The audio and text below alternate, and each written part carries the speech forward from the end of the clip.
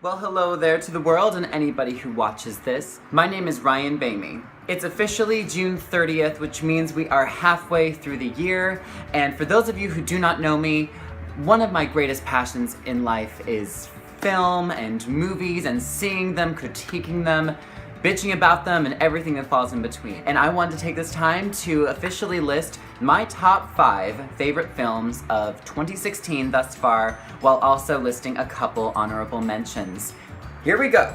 So it was really hard for me to pick 5, so I'm going to give 2 honorable mentions to 2 other films that stood out to me this year. The first honorable mention I will give is Alice Through the Looking Glass. Going in with this film, I went in with incredibly low expectations, not gonna lie to you. From the marketing of this film, the tone wasn't exactly as dark or as mature as the first film. And so I went in with these expectations, not expecting anything groundbreaking, and I actually really liked it. I argue that some plot developments and character developments and pacing surpassed the first film with this one. This was a little bit lighter, it was a little bit more fun, and it's nothing grand, it's not Oscar-worthy, it's just fun, it's a fantasy. It whisks you away to another world with characters that you like and are given the spotlight in a good way, and I actually liked it. But I still felt a little bit of magic from it, and it was a delight. So that's why it gets an honorable mention. Another honorable mention, yet again by Disney, we had The Jungle Book.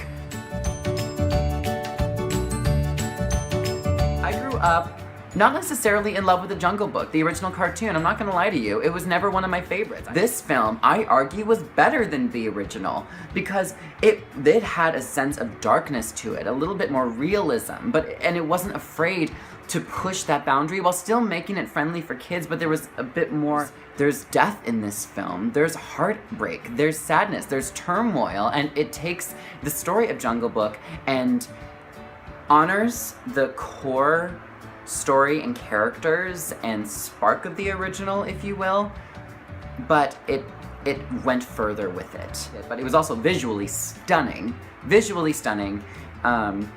and I like some of the changes they made to some of the plot, and I thought it was a triumph by Disney. Definitely a triumph, and I liked it better than the original. I'm just gonna be honest with you. I think it's because the original never truly resonated with me, and I liked the more mature elements of this one, and how it was more grounded in and of itself, and it really treated the story very well. And that's why it earned an honorable mention. Starting at the number 5 spot on my list is 10 Cloverfield Lane.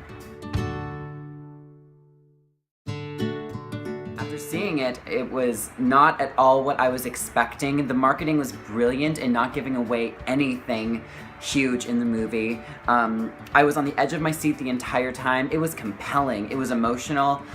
The shock factor at the end was huge as to the twists and turns that it took, and after looking back through all the films I've seen, I'm glad that I remembered this film and what it did for me and how it made me feel, and it was exceptionally thrilling. Heavily underrated, if you ask me, although I do believe it's developing a bit of a cult following, same as Cloverfield. I highly recommend you see it. Many twists and turns, on the edge of your seat the entire time, and it will definitely earn a place on my shelf.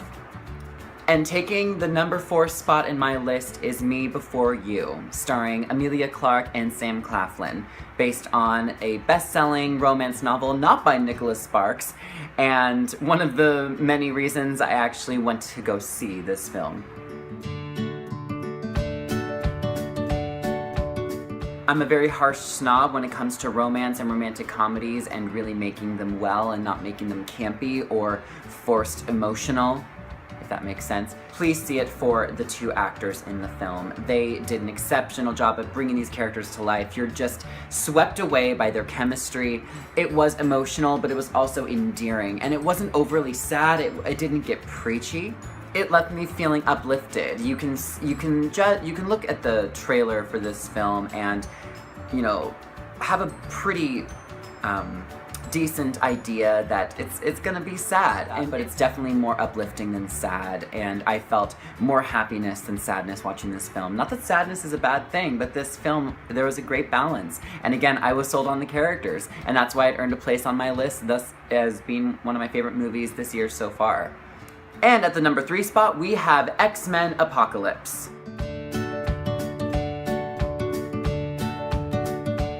I've always been such a huge fan of half of the X-Men films. I stress half of the X-Men films. I thought was a great film. It was a thrill. Was it perfect? No, it wasn't, and there could have been some there were some pacing issues in some areas, but one thing that they really targeted, that they really hit the nail on the head on, was their characters. In this film, what stood out to me was the new characters and how I was able to get on board with them almost immediately. The story itself was good, even if some plot developments and pacing had some issues, but the action was good, the characters were phenomenal, and I'm excited for the setup that this movie made for the future. I only hope that they go forward with it, but it definitely won a place on my shelf.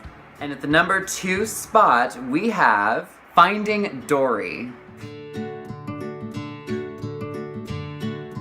When making a sequel, it's always so nerve-wracking to try to live up to the original. Pixar definitely released a winner in Finding Dory.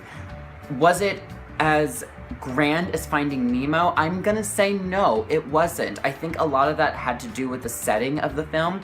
However, the story and the character of Dory and her journey and what she had to go through, I felt surpassed what Marlin was going through in finding his son with Finding Nemo. I felt like the development of Dory's character and where she is and her journey was more impactful than the purpose of the journey in Finding Nemo. So that's where I feel like Dory did surpass it. It's so emotional, but you really connected with her, and Ellen carried the film, shocker there. The new characters were hilarious. There were many ways that this movie could have went, and I'm very glad that I wasn't able to fully predict what was going to happen next, and that was nice and refreshing. Even though I feel like the movie itself wasn't as grand and epic as in scale as Finding Nemo, it's still a winner by Pixar, still a wonderful film, heavily emotional. I shed a tear, and I will say well done to Pixar, and I love Finding Dory. And at the grand number 1 spot, we have Zootopia.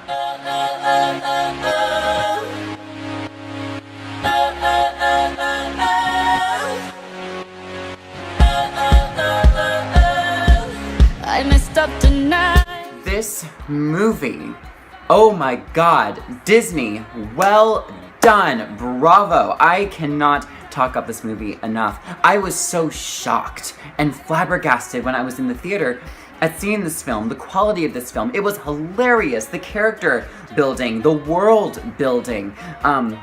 It was unlike anything I've ever seen released by Disney. It resonated with me. It connected with me on so many levels. It got so many things right with the humor, the pacing, the world, the character developments, the darker, more adult, I don't want to use that word, but more mature tones of the film that I feel like will resonate more with adults and grown-ups as opposed to children. I thought they were very brave choices for Disney and very refreshing for Disney in really tackling some real-world issues but telling it at a much more PG level that we as adults will definitely be able to pick up on. And it was brave of Disney, and they did it successfully without being too preachy, and it was just magical.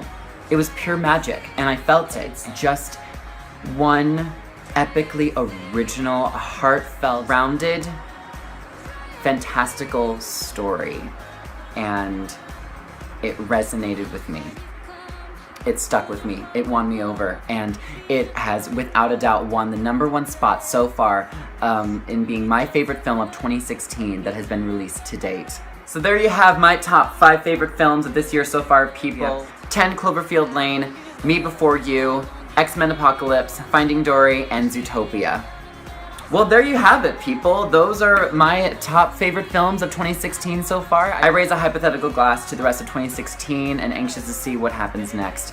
Until next time, everyone, I'm gonna sign off here. Thank you again. Bye for now. Try everything.